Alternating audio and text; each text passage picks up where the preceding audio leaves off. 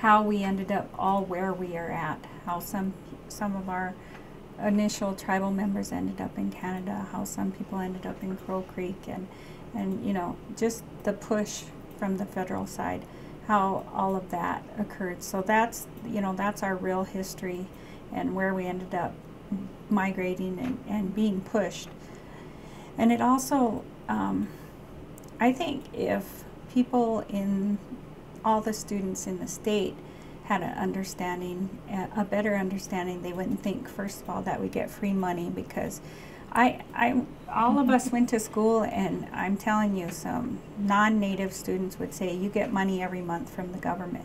Well, we all wished we got money every month. We wouldn't have been so poor had we, but it wasn't true, and you couldn't even argue that away, because so many people believed it then, and so many people believe it now, still today, in this year.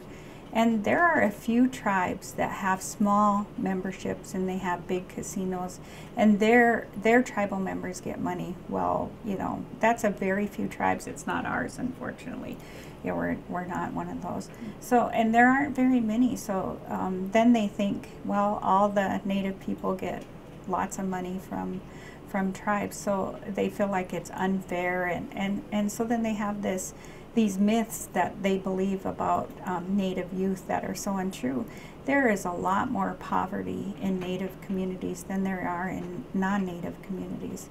If you go up the road towards Cheyenne River, that's the lowest youth community in the whole United States. In the whole United States, if you take every city and every state, we have the most youth in poverty right in our state. And so for sure they're not getting money every month from the government. So I mean, I think there's a lot of misconceptions from that, and we have a couple things that we did. So we get from those treaties, and because education was a piece of it, that's where federally funded tribal schools come from, and hardly anyone understands that. You know, even public school administrators have a hard time understanding that. So that would be something that would be good for people to understand. And we get some low-level health from our Indian Health Service, and you know, that's not always a great thing either. It's kind of like sometimes it's like the clinics, the free clinics in not in the cities. Mm-hmm. You know, it's kind of that level of health. So we got a few things through the treaties, but people need to see what it looks like today and what it brought us. And not all tribes are treaty tribes. Mm-hmm. You know, so there's those differences right there.